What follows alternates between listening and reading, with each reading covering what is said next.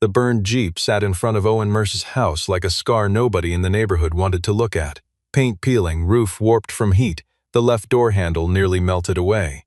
Every morning, Maplewood Heights whispered that the man living there was broken, and unfit to be a father. Jackson Hale, chairman of the Homeowners Association, had sent 3 violation notices already, but Owen never moved the Jeep, never explained it, never apologized for it.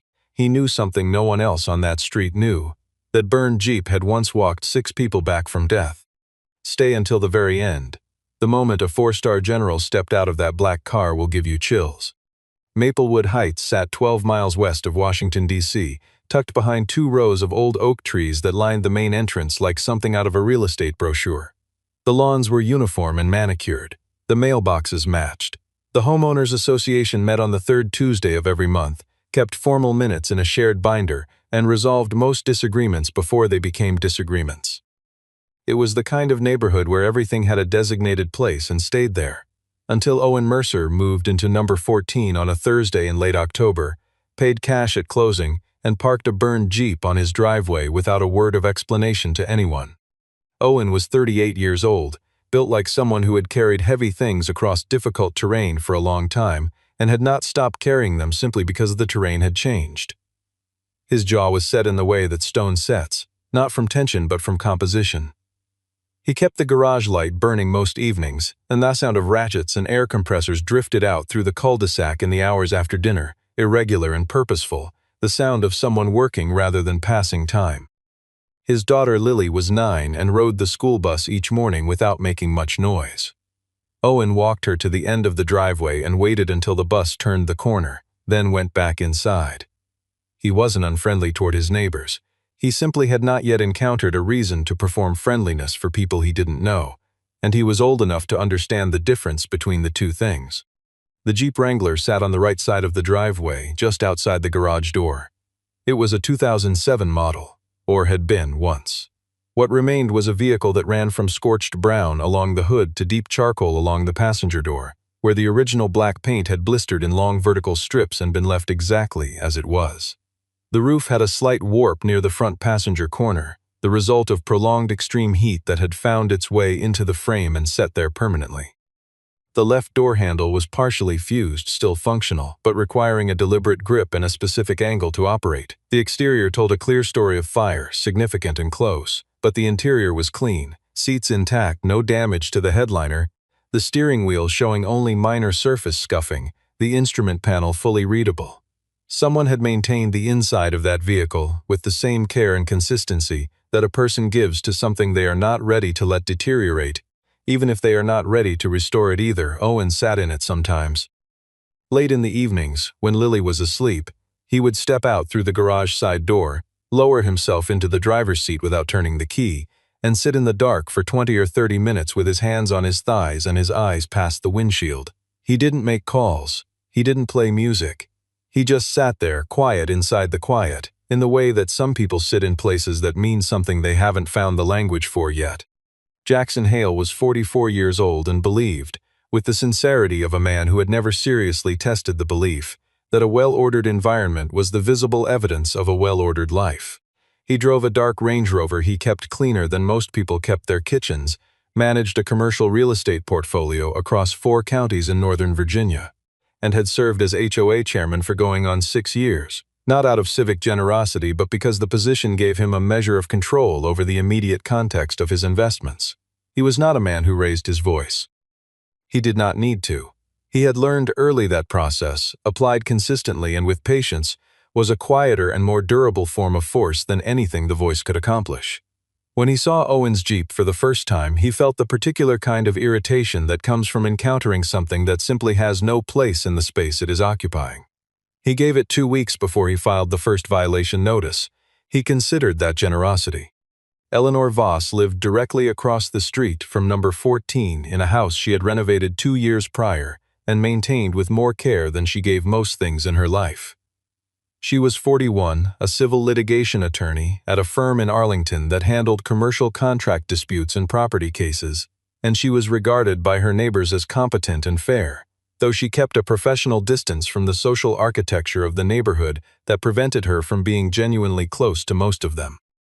She had signed onto Jackson's HOA petition against the Jeep at the March meeting without giving it serious consideration. Jackson had circulated the paper at the end of the agenda, and she had added her name the way she added her name to things that seemed minor and obvious and unlikely to require more from her than a signature. She was not proud of that, but it had not yet cost her enough for her to examine it closely. The first violation notice arrived in Owen's mailbox on a Wednesday.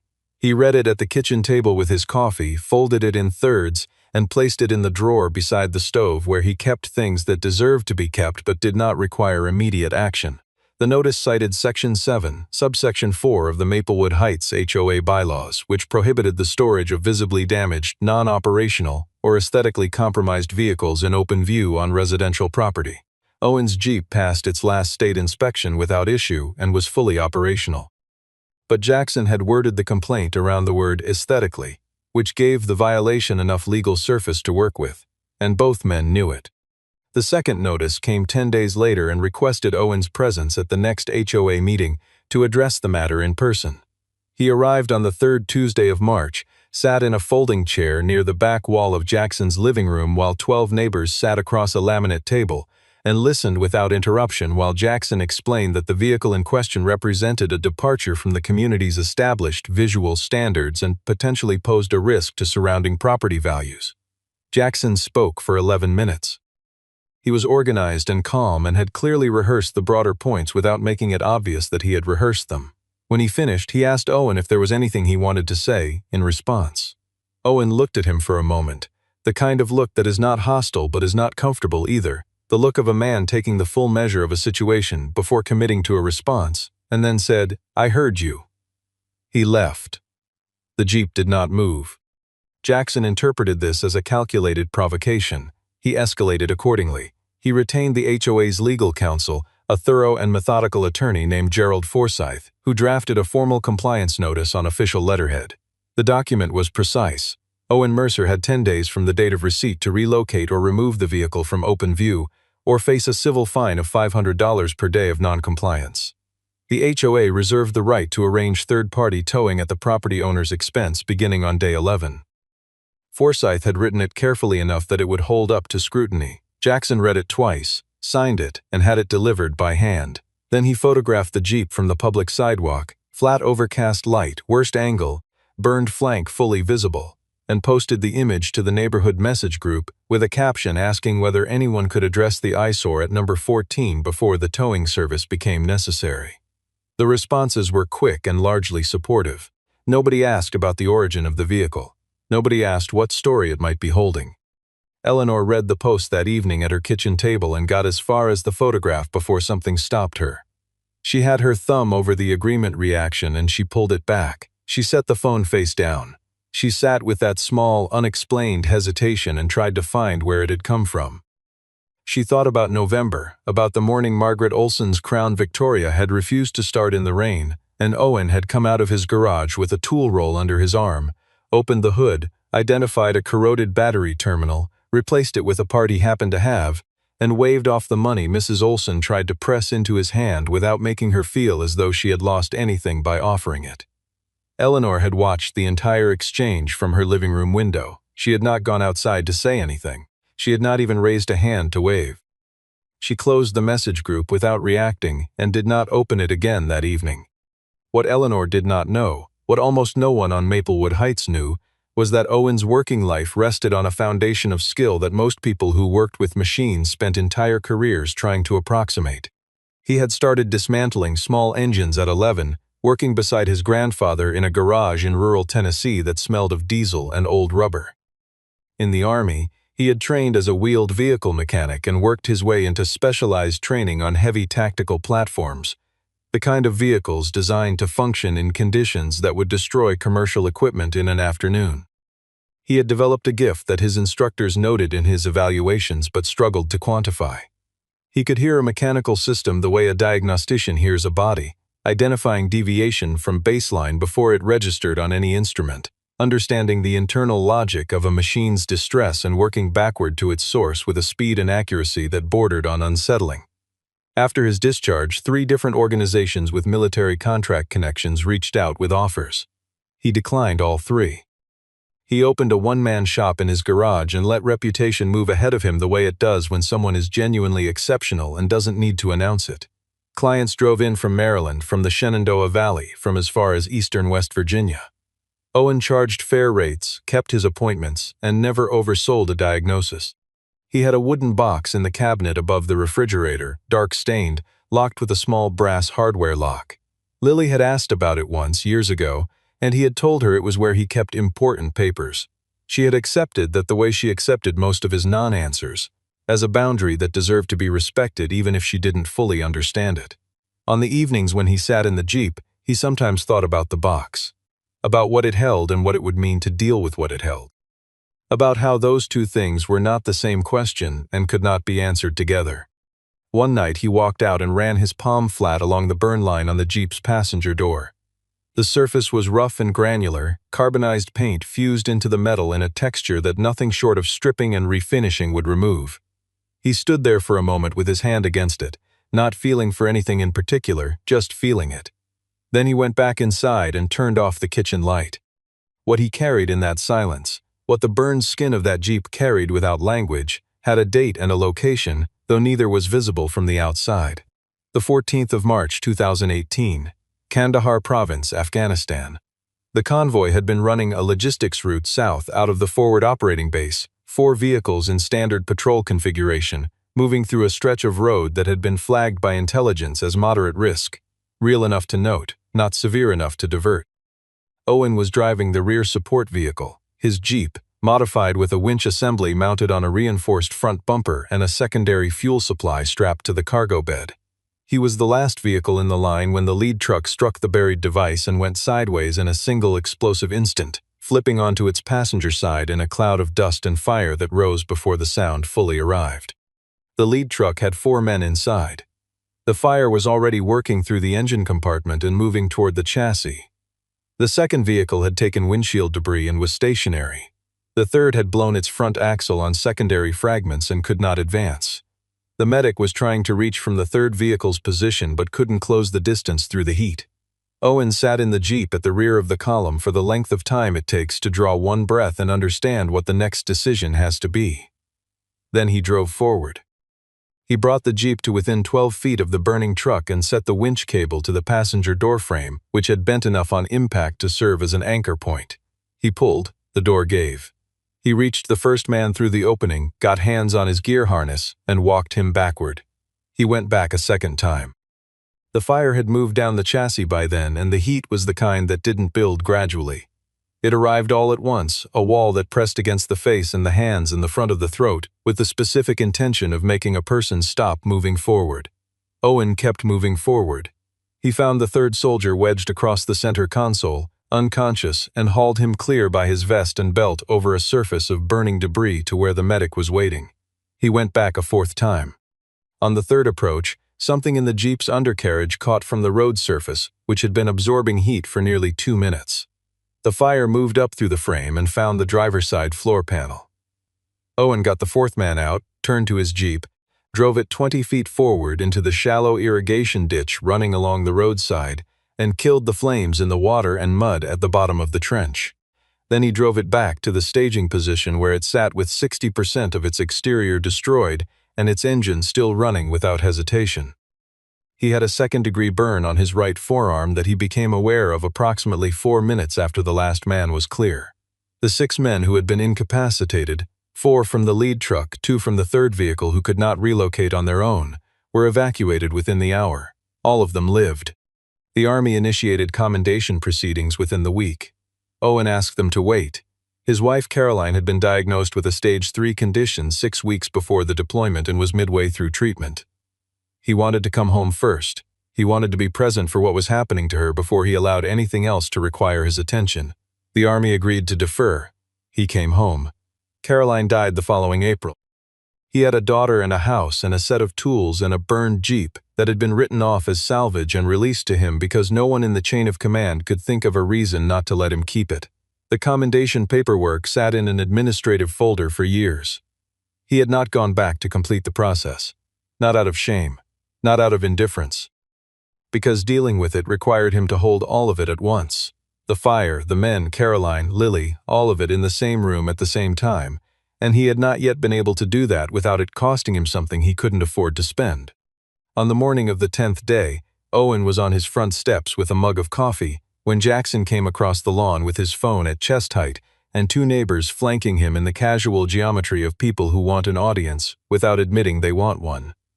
Jackson was in a quarter-zip pullover and the expression of a man who had convinced himself that civic duty and personal satisfaction were pointing in exactly the same direction.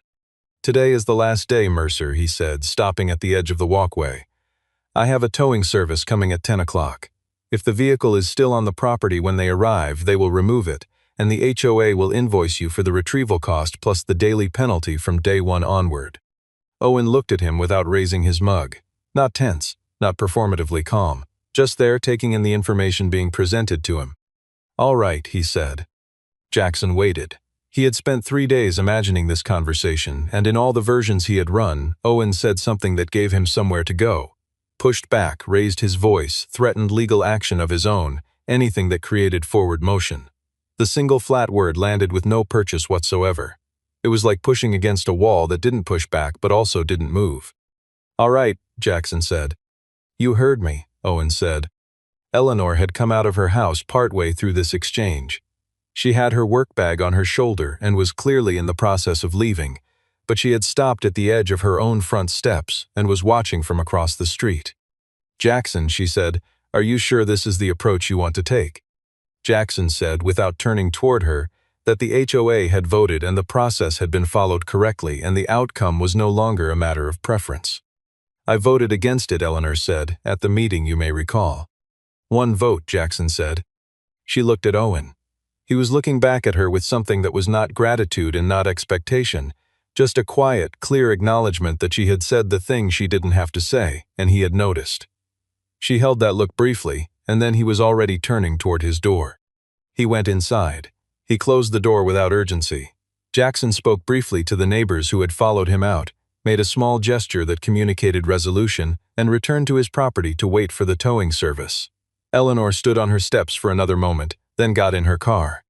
In the preceding week, Eleanor had done something she had not told anyone about. She had typed Owen's name into a search engine and looked at what came back. Not much, a minimal professional profile with no photograph, no active accounts on any platform, no local news coverage. But she had found in the cache of an archived local paper from 2019 a fragment of a brief article about a public award ceremony that had been canceled at the honoree's request. The fragment contained one readable sentence before the rest became corrupted text. Wheeled vehicle technician Owen Mercer, formerly of the United States Army, declined to attend the scheduled presentation, citing a personal loss. She had copied it into a document and saved it. She did not know what it meant exactly. She knew it meant something. The following morning she had gone to the garage on a pretext, a stuck door hinge, a borrowed screwdriver, and stood in the doorway long enough to take in what was inside. The tool chest was organized with the same precise system across every drawer. The concrete floor was clean enough to put food on. A vehicle chassis sat on the center lift with diagnostic leads running from the control module to a tablet mounted on a magnetic arm. 3 windows open simultaneously, each showing a different data stream. It was the workspace of someone who thought methodically about difficult things and was not interested in performing that quality for anyone who happened to be watching. She borrowed the screwdriver and thanked him and returned it the next morning. She had not learned anything she could put into a sentence, but she had confirmed something she had already begun to understand. She had not said anything to Jackson. She had not said anything to Owen. She had sat with what she knew the way she sat with evidence in a case when she wasn't yet sure of its relevance but was certain it mattered, holding it carefully, waiting for the rest of the picture to arrive. At 9:23 in the morning, while Jackson stood in his kitchen, his phone rang from a Virginia area code he didn't recognize. The caller identified herself as the administrative coordinator for the Eastern Regional Command of the United States Army and confirmed that a visiting delegation would be calling at 14 Maplewood Drive at approximately 10:30 that morning, requesting that the address be accessible and that the driveway be clear for vehicle access. Jackson said yes automatically, asked a follow-up question, and found that the line had already ended. He stood looking at his phone, decided it was a misdirected administrative call, and set it on the counter. At 9:51, two black SUVs with United States government plates turned onto Maplewood Drive from the main road. A third vehicle followed, a military utility van, olive drab, no civilian markings. They moved with the deliberate spaced pace of vehicles that are part of a coordinated movement rather than a coincidence. They came to a stop in front of number 14. 8 men stepped out across the 3 vehicles, every one of them in dress uniform. Ribbons, brass, polished shoes that caught the October light with each step. They formed 2 parallel lines along Owen's front walkway, with the practiced ease of people for whom this kind of formation is simply correct behavior in the presence of something significant. Jackson was watching from his front window by then. He had not admitted to himself that he was watching. He counted the men. He counted the vehicles. He read the plate on the second SUV and felt something that started in his chest and moved slowly downward.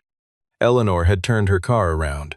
She didn't know when she had decided to do it, only that she had, and that she was parked now at the end of the block and walking toward the house on foot. The last man to step out of the second SUV carried himself with the kind of bearing that has nothing to prove and therefore doesn't try to. He was in his early 60s, with a face that had spent a great deal of time outdoors under difficult conditions and had arrived at a settled peace with that fact. His dress uniform bore 4 stars on the shoulder boards. His name was General Samuel Crawford, and he held the position of Commanding General, United States Army Forces Command, Eastern Region, one of 7 4-star generals in active United States Army service. He had driven from the Pentagon. He had not called ahead because he had considered the call from his office sufficient, and because he believed, in the way that people believe things they have carried a long time, that some debts accumulate interest if they are not addressed. Owen opened the front door before the bell rang. He stood in the doorframe in a plain gray work shirt and canvas trousers, and when he saw Crawford coming up the walkway, something in his face shifted. Not a visible expression so much as an internal adjustment, the way a structure settles when a long absent weight is finally applied to it. "Mercer," Crawford said, reaching the top of the steps. "Sir," Owen said. The word came out level and clean, without hesitation, the way something comes out when it has been waiting to be said for a long time, even if the person saying it never knew that. Crawford extended his hand. Owen took it. They shook the way men shake when the context between them is large and the people around them have no access to it. Then Crawford turned around. He stood at the top of Owen's front steps and looked out at Maplewood Drive, where neighbors had begun to appear at doorways and driveways, drawn by the vehicles and the uniforms and the specific quality of stillness that forms around something that demands attention. Margaret Olson stood at the edge of her lawn in a cardigan, her hands folded at her waist. Eleanor had stopped at the end of the front walkway. A man who had been operating a leaf blower 2 houses down had cut the engine and was holding the machine at his side. Jackson Hale stood on his front porch with a coffee mug, very still. Crawford did not use a microphone. He spoke in the measured, unhurried voice of a man accustomed to addressing people in conditions where the environment is not cooperating, and Maplewood Heights on a quiet weekday morning cooperated fully. He said that on the 14th of March, 2018, in Kandahar Province, Afghanistan, a 4-vehicle Army convoy from Echo Company encountered an improvised explosive device. The lead vehicle was destroyed on impact and caught fire immediately. 4 soldiers were trapped inside the burning truck. The crews of the 2 flanking vehicles were unable to advance due to secondary blast damage. There was no air support available in the immediate time frame. There was no ground unit in position to assist. At that moment, a staff sergeant named Owen Mercer made a decision that was not in any manual and was not required by any order. He drove his support vehicle directly into the fire zone, set his winch to the buckled passenger doorframe, and began extracting the men inside one by one. He made 4 separate approaches to a vehicle that was structurally collapsing from the heat while the fire moved toward the fuel tank. On the 3rd approach, fire transferred from the road surface to his own vehicle's undercarriage. He extinguished it by driving into a roadside drainage ditch and returned for the 4th extraction. He subsequently assisted 2 additional soldiers from a 3rd vehicle who could not move independently. All 6 men were evacuated. All 6 men survived. Crawford paused. He let that number sit with everyone on that street. "That Jeep," he said, and he pointed at it. Not gesturing, pointing. The way you point at something that has earned the distinction carries those burn marks because Sergeant Mercer drove it into a fire to bring my soldiers out. I was the 4th man he pulled from that vehicle. He stopped for a moment. If he had not acted in the first 90 seconds after that explosion, 4 of us would not have gone home. Very likely all 6. The street was absolutely silent. Not the polite silence of people being socially quiet, but the kind of silence that arrives when something true falls into a space that had been organized around something false, and all the air in the space has to reorganize itself before anyone can breathe normally. Crawford turned back to Owen. He addressed him by his full designation formally, in the way the Army marks the significance of a moment by using the language the moment deserves. He said that Owen had deferred his commendation at the time of the action due to a family emergency, and that the Army had honored that deferral and that the Army was honoring it now. He opened the presentation case that a uniformed aide stepped forward to hold. The Silver Star is the third highest award for valor in combat in the United States Army. The ribbon is blue and red and white, and the medal is what its name describes.